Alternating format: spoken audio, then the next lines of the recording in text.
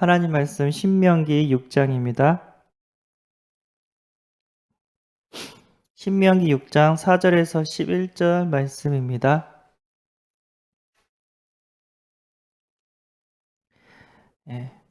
합독해 가겠습니다. 이스라엘아 들으라, 우리의 하나님 여호와는 오직 유일한 여호와이시니 너는 마음을 다하고 뜻을 다하고 힘을 다하여 내 하나님 여호와를 사랑하라. 오늘 내가 내게 명하는 이 말씀을 너는 마음에 새기고 내 자녀에게 부지런히 가르치며 집에 앉았을 때든지 길을 갈 때든지 누워 있을 때든지 일어날 때든지 이 말씀을 강론할 것이며 너는 또 그것을 내 손목에 매어 기호를 삼으며 내 미간에 붙여 표로 삼고 또 내 집 문설주와 바깥 문에 기록할지니라. 내 하나님 여호와께서 내 조상 아브라함과 이삭과 야곱을 향하여 내게 주리라 맹세하신 땅으로 너를 들어가게 하시고 내가 건축하지 아니한 크고 아름다운 성읍을 얻게 하시며 내가 채우지 아니한 아름다운 물건이 가득한 집을 얻게 하시며 내가 파지 아니한 우물을 차지하게 하시며 내가 심지 아니한 포도원과 감람나무를 차지하게 하사 내게 배불리 먹게 하실 때에. 아멘.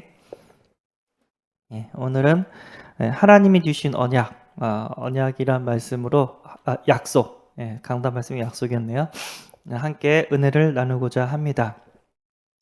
자, 2022년 새해가 시작되어졌는데 우리가 새해를 어떻게 살 것인가 고민을 해야 되는데 사람의 말을 듣고 이렇게 우리 인생을 그쪽 방향으로 가는 것이 아니라 영원하시고 전능하시고 우리를 사랑하시는 하나님의 말씀을 듣고 성경 말씀을 듣고 우리는 새해를 살아가야 될 줄 믿습니다.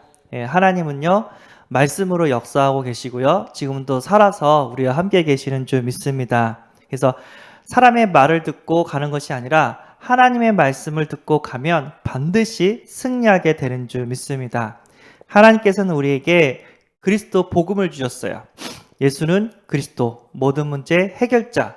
이 언약 붙잡고 나간다면 우리의 모든 삶 속에서 하나님이 살아계시는 역사를 체험하게 되는 줄 믿습니다. 우리가 복음을 누리고 이 복음을 다른 사람들에게 전해주어서 그들도 구원하기를 하나님은 간절히 원하십니다. 그래서 우리에게 주신 언약이 그리스도 언약 237 세계복음 언약을 우리에게 주셨습니다.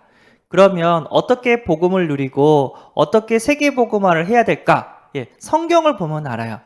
성경에 7명의 렘넌트들이 어떻게 복음을 누렸고 어떻게 세계복음화를 했는지 우리는 성경을 통해서 알 수 있습니다. 그리고 하나님은 어떻게 하라고 말씀하고 계시는지 그걸 통해서 우리가 그들이 누렸던 그리스도 세계복음화를 우리가 동일하게 누리게 되는 줄 믿습니다. 그래서 문제가 딱 터졌을 때 렘넌트들은 어떻게 했을까?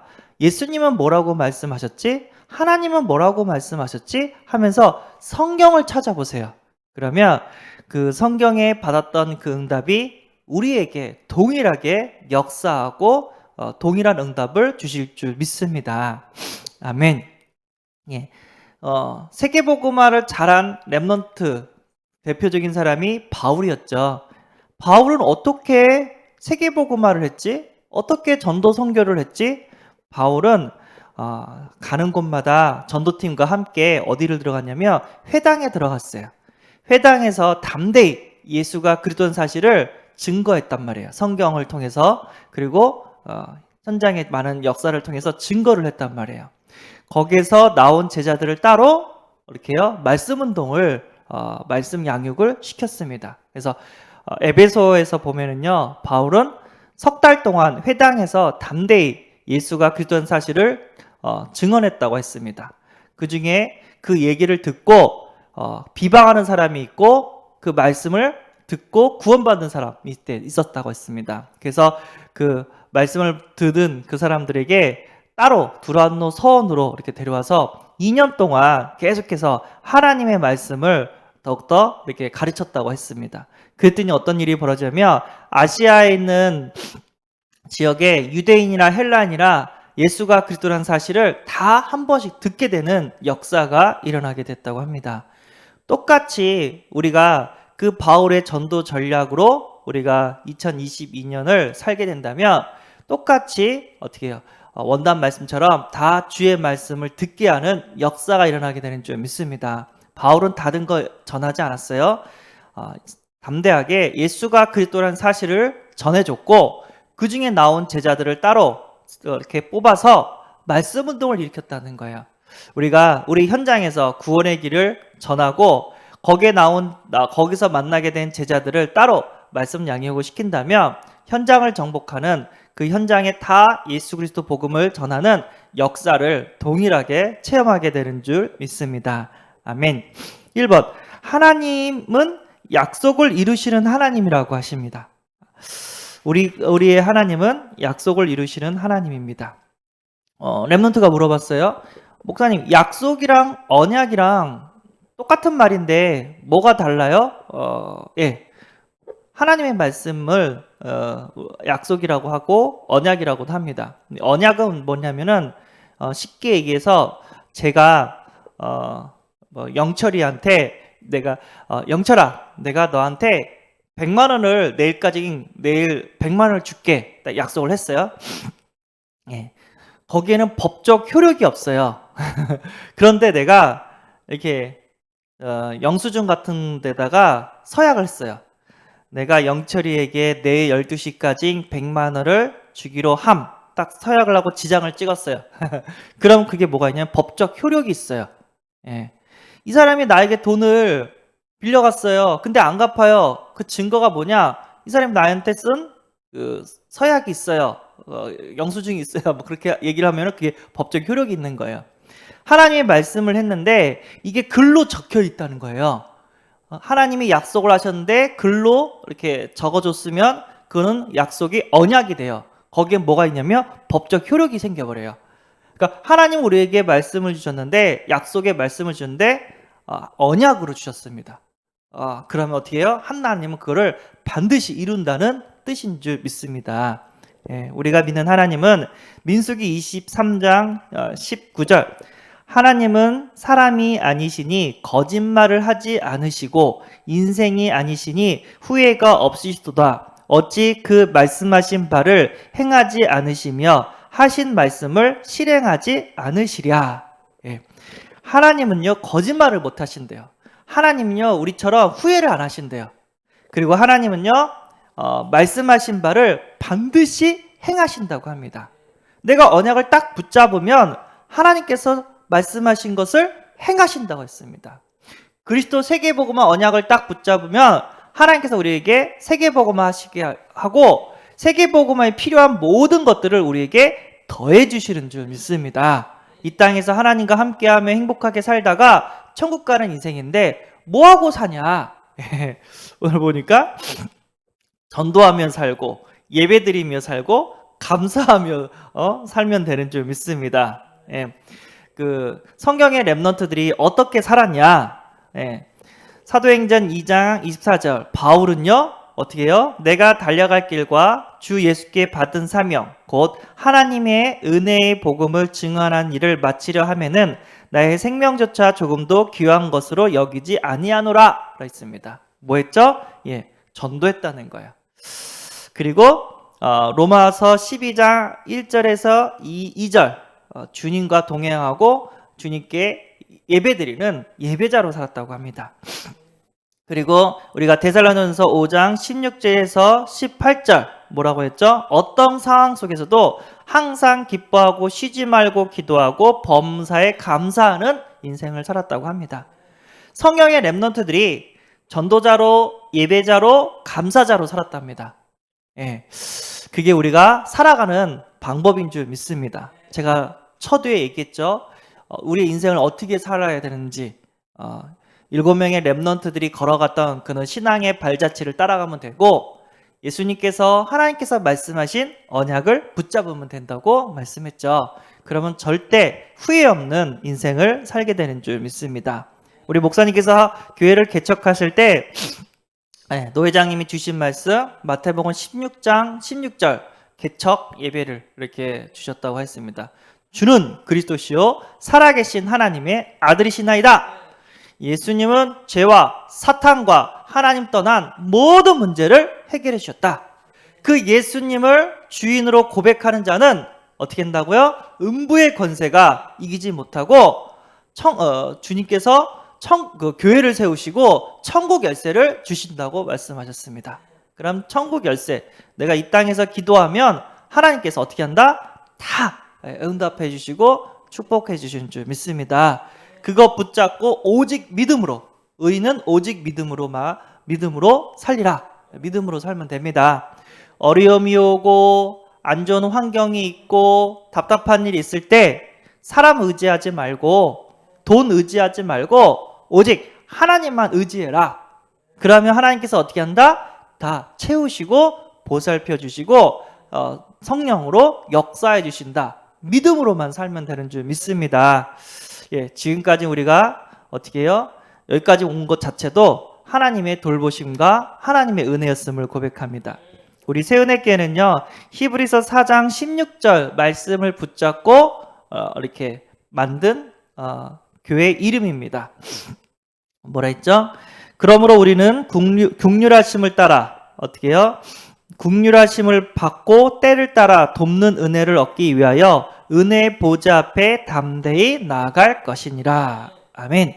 그래서 때를 따라 돕는 은혜. 그러니까 날마다 우리는 하나님의 은혜가 필요해요. 날마다 하나님 말씀을 따라가야 되고 날마다 하나님이 성령으로 역사하시고 날마다 하나님이 나의 삶을 인도하시고 나를 축복하셔야지 오늘도 승리하게 살게 되는 줄 믿습니다.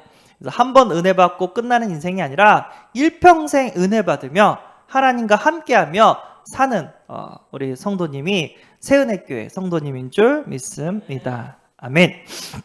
그리고 우리가 만들어가야 될 교회는 어떤 교회냐? 데살로니가 전서 1장 3절에서 8절 뭐였죠? 믿음의 역사, 사랑의 수고, 소망의 인내가 되는 그런 믿음, 사랑, 소망이 있는 교회로 만들어가야 될 줄 믿습니다. 데살로니가 교회는 이렇게 승리했습니다. 우리도 이렇게 승리하게 되는 줄 믿습니다. 내가 진짜 믿는다면 하나님께서는 진짜 성령으로 역사하실 거고 내가 진짜 사랑한다면 교회를 위하여 성도를 위하여 우리가 수고할 수 있고 내가 진짜 천국에 소망이 있다면 지금 조금 힘든 거 우리는 인내할 수 있습니다. 우리의 교회의 모델이 되는 줄 믿습니다. 우리 교회는요 이사야 60장 1절에서 22절 빛을 발하는 교회가 되어야 될 줄 믿고요. 여호수아 14장 12절 이 산지를 내게 주소서.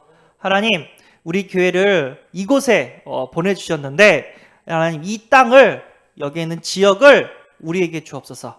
우리가 정복하고 하나님 나라를 세워야 될 산지 이 지역 하나님께서 주신 줄 믿습니다. 그 언약 붙잡고 이 현장을 정복하게 될 줄 믿습니다. 그러면 교회 현장만 정복하냐? 절대 아니죠. 교회도 정복하고 성도님들의 가정과 직장 현장도 우리가 정복해야 될 줄 믿습니다. 그래서 새은혜교회는 서울만 있는 게 아니라 서울 경기에만 있는 게 아니라 전 세계를 정복하는 그런 교회가 될 줄 믿습니다. 두 번째, 하나님이 주신 약속. 하나님께서 어떤 약속을 주셨냐? 오늘 보니까 말씀하고 계세요. 하나님께서 뭐라고 말씀하시냐면요. 이스라엘아 들어라. 우리 하나님 여호와는 오직 유일한 여호와시니 너는 마음을 다하고 뜻을 다하고 힘을 다하여 내 하나님 여호와를 사랑하라. 그러면서 뭐라고 했냐면 오늘 내가 내게 명하는 이 말씀을 너는 마음에 새기고 내 자녀에게 부지런히 가르치라 라고 이렇게 얘기를 합니다. 어디에 있든지 부지런히 가르치래요. 하나님의 말씀을. 그러면 하나님께서 축복하시는데 뭐라고 얘기했냐면 10절에 이런 말이 있어요. 주리라 맹세하신 땅으로 너를 들어가게 하시고 내가 건축하지 아니한 크고 아름다운 성읍을 얻게 하시며 내가 채우지 아니한 아름다운 물건이 가득한 집을 얻게 하시며 내가 파지 아니한 우물을 차지하게 하시며 내가 심지 아니한 포도원과 감람나무를 차지하게 하사 내게 배불리 먹게 하실 때에 라고 얘기를 합니다. 그러니까 하나님의 말씀 복음을 부지런히 가르치며 하나님께서 어떻게 하신다? 더 풍요로운 그런 축복을 우리에게 주신다고 하셨습니다. 그리고 또 뒤에 가면 또 뭐냐면 그렇게 많은 축복을 받았을 때 자만하지 말고 끝까지 하나님을 잘 섬겨야 된다 이런 말씀도 있었는데 어쨌든 우리가 교회에서 4단계 훈련을 계속해서 이렇게 훈련을 시키고 있습니다.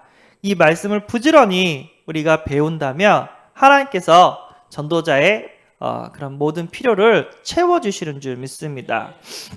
그래서 구원의 길, 개인 양육, 삼원을, 순회, 전도 이 말씀의 훈련을 받게 된다면 우리가 크고 아름다운 성음을 차지하게 된답니다. 교회도 주실 거고 집도 주실 거고 사업토도 주실 거고 또 토지도 주실 거고 하나님께서 어떻게 한다? 이 모든 것들을 더해 주시는 줄 믿습니다. 그러니까 교회 건축이 1순위가 아니에요. 말씀 운동이 1순위예요. 말씀 운동을 했을 때 하나님께서 계속해서 말씀 운동을 할 수 있도록 교회도 주시고 집도 주시고 사업터도 주시고 우리를 도살펴 준다는 거예요. 그리고요 아름다운 물건 좋은 것들 가득 채우게 하신다고 했고요 우물을 주신대요. 그러니까 날마다 샘솟는 그런 우물 불경기가 있지 않는 그런 응답을 주실 거고요. 풍요한 열매 우리가 먹는 열매도 있고 그 다음에 제자도 이렇게 표현할 수가 있죠. 그 모든 것들을 더해 주신다고 했습니다. 지금 세계 교회가 위기 가운데 있습니다. 세계 교회가 고령화되고 있어요. 교회 안에 주일학교가 사라졌고 청년들이 사라지고 있습니다. 또 세계 교회가 저출산 쉽게 얘기해서 새 가족이 안 들어와요. 지금 코로나 때문에 더 커졌어요. 이 문제가 옛날부터 있었는데 코로나 때문에 교회 안 오는 성도님 더 많아졌고 교회 문 닫는 교회 더 많아졌어요. 우리가 언택트 시대라고 합니다. 우리가 진짜 비대면 시대에 살고 있지만 그래도 어떻게 해요? 말씀을 전해야 될 줄 믿습니다.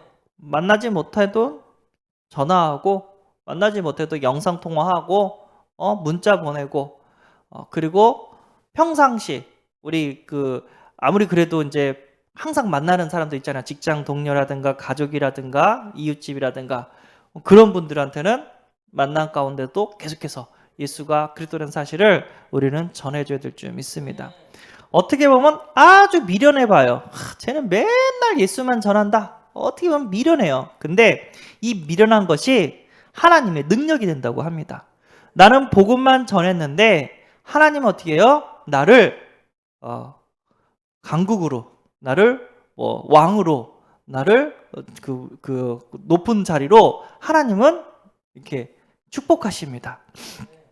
그래서 우리가 다른 거는 부족해도 복음 전하는 것에는 최고의 1등 교회가 되어야 될 줄 믿습니다. 어떻게 보면 미련해 보이지만 현장 나가서 예수 그리스도 이렇게 하고 전도지 나누고 사람 만나는 사람한테 예수 믿어야 돼 이 말하는 게 어떻게 보면 창피해 보일 수 있지만 이것이 하나님의 능력이고 생명을 살리는 방법인 줄 믿습니다. 축복을 받는 유일한 길인 줄 믿습니다. 우리 교회는 다른 것을 하는 교회가 아니라 복음만 전하는 교회가 되어야 될 줄 믿습니다. 복음만 전했는데 어떻게 해요? 하나님이 축복을 쏟아붓는 그런 교회가 되어야 되는 줄 믿습니다. 그래서 우리 렘넌트들에게 부지런히 하나님의 말씀을 가르쳐야 될 줄 믿습니다. 그래서 그러니까 토요일 렘넌트 이렇게 가르치라고 학교를 이렇게 하라고 했습니다. 그래서 우리 렘넌트들이 필요한 게 뭘까 막 고민하는데 영성이 필요하고요, 인성이 필요하고요, 전문성이 필요해요. 세계복음하기 위해서는. 진짜 우리 렘넌트들이 하나님과 함께하는 축복을 누려야 돼요. 렘넌트들이 성령 충만한 비밀을 날마다 누려야 돼요.